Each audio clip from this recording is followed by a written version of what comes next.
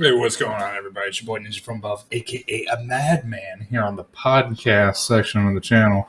I actually got copyrighted when I put one of the videos on YouTube because I was playing the trailers in slow mo for one of my last reviews, and I think it was Joker. Actually, they ended up copyrighting me, so I'm trying not to do that this time. I'm trying not to go about it that way, but I did want to do another review of a show that everyone's watching, everyone's loving it. It's actually The Last of Us.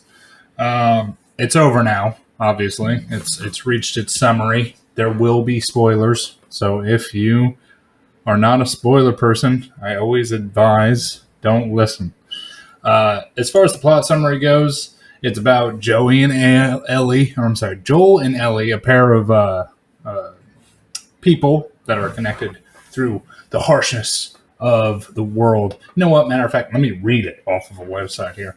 It's Joel and Ellie, a pair connected through the harshness of the world they live in, are forced to endure brutal circumstances and ruthless killers on a trek across post-outbreak America. That's from IMDb.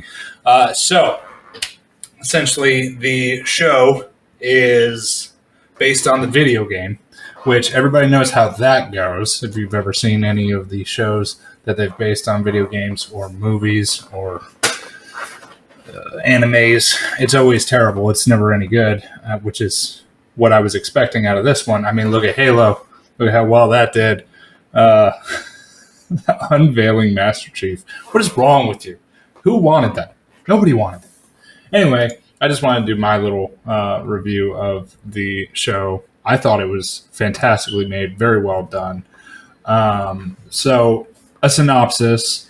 There is Joel, who loses his daughter in the beginning of the Last of Us apocalypse that occurs with the zombie outbreak. That's something to do with fungi from mushrooms.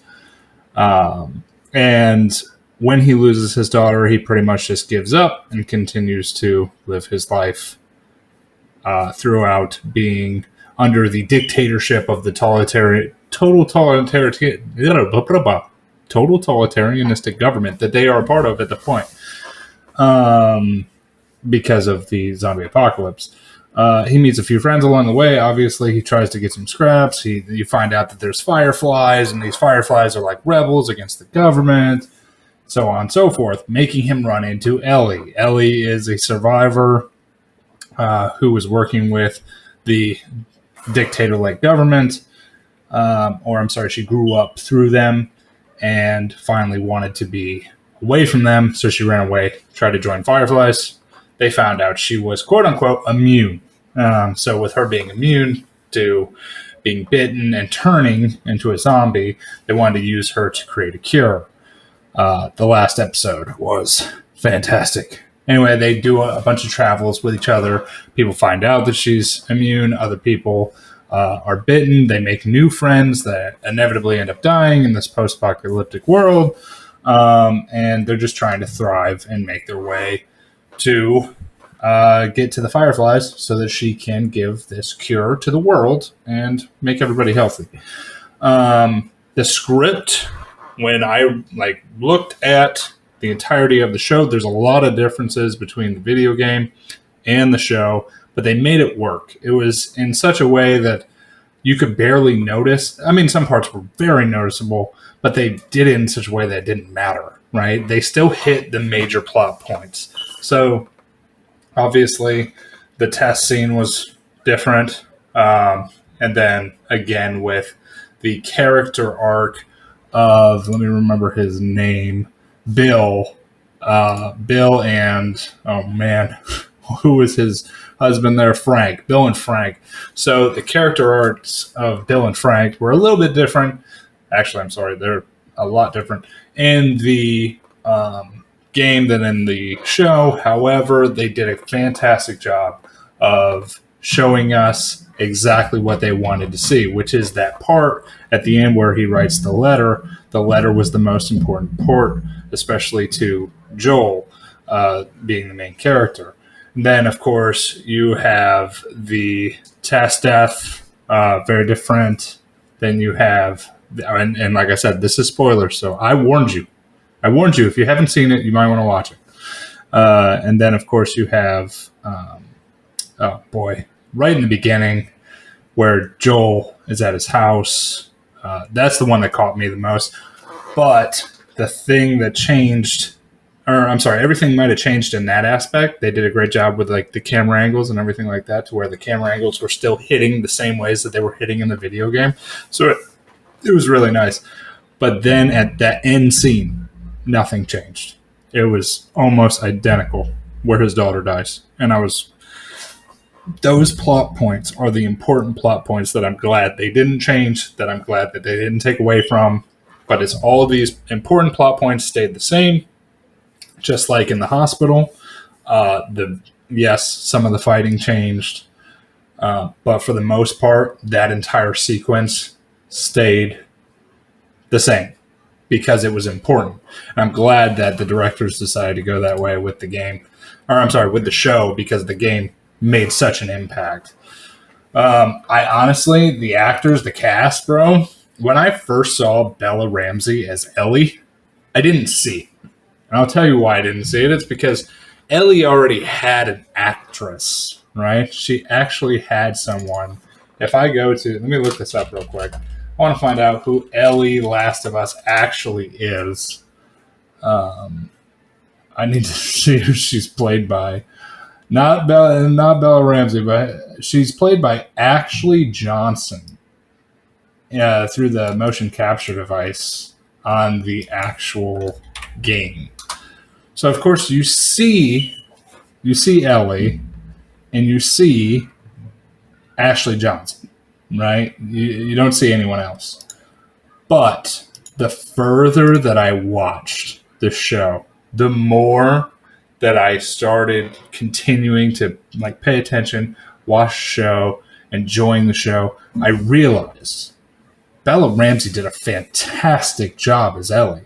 She did amazing.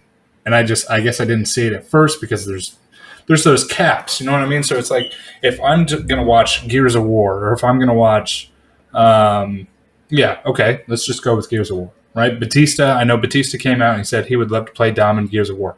In my eyes, Batista cannot play Dom. He could play, I know he has his own character in the Gears of War franchise. He could play that character. Or, better yet, I mean, you just have to find someone who he looks similar to and then just use him for that character. But Dom, I don't know. I mean, it just won't work. It just won't work. Even if he played Marcus, it wouldn't work. You know, like you look at these things and you have a face, you have a person that you relate it to, especially if you're a diehard fan of the series like I am. You relate these people to these characters, and then when you see somebody else play it, you're like, oh.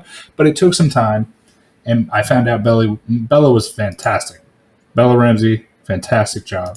Obviously, everyone knows Joel, and Joel's lead character, he's become the daddy of the internet, Pedro Pascal. This man is fantastic. Now, once again, when I first saw him as Joel, I couldn't see him as Joel. But as time passed and I was watching and paying attention, I think it took me less time to correlate Pedro with Joel than it did for me to correlate Bella with Ellie. So I'm actually pleasantly surprised. All of the characters did a fantastic job. Nick Offerman and Murray Bartlett, if that's his name, fantastic jobs. Fantastic jobs. Everyone did. I mean, all these actors, A-list actors, great job on the show. It's just been fantastic. I don't know if has the director ever? I'm wondering if the director of The Last of Us has ever made anything else. Let's see. Let's take a little peek here. Director of The Last of Us. I want to see if he's done. Okay, so it's PlayStation's Productions were named the executive producers. Have they made anything else? I'd have to actually. So we got to Eben Bolter. Let's look and see if Eben Bolter has made anything else. He's a cinematographer, and he lives in London. I'm from London. That's not a jab, I promise. I love you guys. My UK people, I love you guys very much. It has nothing to do with that. I just wanted to see what this guy has made. Like I said, I'm a little crazy. I have undiagnosed ADHD for sure. So we're just trying to figure out if he's made anything else. He made The Last of Us. He made the Netflix original film Teeth. Film Night Teeth. I don't know what the hell that is. I've never seen that. And then Chicken. I don't think I've seen any of his other work. He's going to be working on The Secret Invasion for Marvel. Wow. Okay, fair enough. Well, it looks like The Last of Us put him ahead of the game because I'm looking at quite a few shows here that I have not seen. Okay, so he only did 3 episodes of The Last of Us. I think there's quite a bit more that somebody else could have done. But overall, I'm going to say that the show was absolutely fantastic. If I'm going to be completely honest with all of you, if I'm going to be completely transparent, I'm going to say that this was one of the best shows I've ever seen, especially with it being a video game adaptation into a show, because a lot of people don't get that right. Those people definitely deserve anything they got coming to them because it was obviously one of the more fantastic shows I've ever seen. Just the character portrayal, the overall atmosphere, it always had you going, what's next? Now, this is going to go down into a deep dive for The Last of Us 2. I don't know if anybody knows about The Last of Us 2, but I'm going to go out on a limb and say a whole lot of people that are watching the show also did not play the game. With that being said, I don't know. Now, I did see circulating around the internet that they do not plan on doing The Last of Us 2 the same way from the game. I think everyone who's played the game knows why they're not going to go the same direction. And no, it's not because of what the orientation is. I think it's because of something else. I'm not going to break that down. We'll break that down whenever it comes down to the show coming out.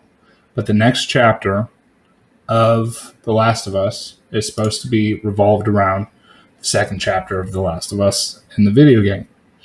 I'm just saying, if you guys watched that show and you thought that was rough, you have got so much more to look forward to in terms of an emotional roller coaster, because chapter 2 was way worse. Way worse. I mean, I've heard, you've ever heard those things. It's like, oh, I saw this, I couldn't make it 5 minutes into the movie. We'll see. Anyway, guys, that's really all I wanted to talk about today. It's my little podcast for today. Hopefully you guys like, sub, follow. I don't know what it is over on Podcasters, but if it's on Podcasters, just follow me. Is that what it is? If you have any questions or anything you guys want me to see, make sure you leave it a comment or message me direct so that I can go ahead and review those. Be good. Do the right thing at the right place, right time. I'll catch you guys in the next episode. Adios. All right, guys, I just remembered that I forgot to give it a rating. So while my ADHD acts up and while I act up, let me go ahead and be in the mind of a madman. I'm going to give The Last of Us I'm going to give it a 10 out of 10. 10 out of 10 must watch. Now go out there, check it out for yourself, and tell me what you think. I might give it a 9.5, but I'll tell you, I'm going with like a 9.510. 9.510. That's still great numbers. Go watch that movie or show. Watch every episode. It's amazing. Do it. There's no fillers, by the way. It's incredible. Thank you.